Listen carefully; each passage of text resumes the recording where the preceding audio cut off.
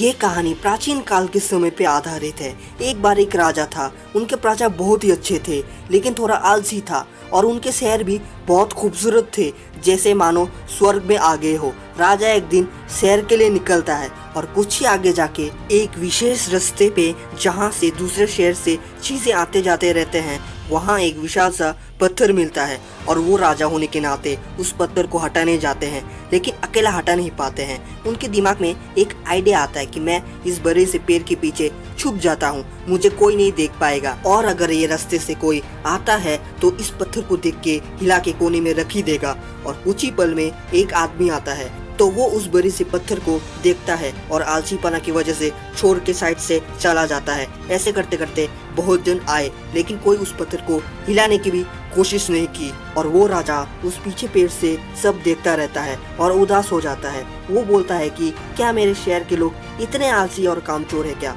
और तभी राजा के महल से कुछ व्यापारी और सैनिकों आते हैं। ये पत्थर को देख के उन्होंने भी नजरअंदाज कर दिया। एक किसान आता है और पत्थर से टकरा जाता है और उसके हाथ में जो सब्जी और फल होता है वो जमीन पे रख के उस बड़े से पत्थर को हिलाने लग जाता है। राजा ये देख के बहुत ही खुश हो जाता है। राजा बाहर निकल जाता है और वो भी पत्थर को हिलाने में लग जाता है। किसान राजा को देख के चौंक जाता है और बहुत मेहनत मशक्कत के बाद पत्थर हिल ही जाता है। राजा उस किसान को बहुत से सोने की सिक्के देते हैं। तो इस कहानी से हम लोगों ने क्या सीखा?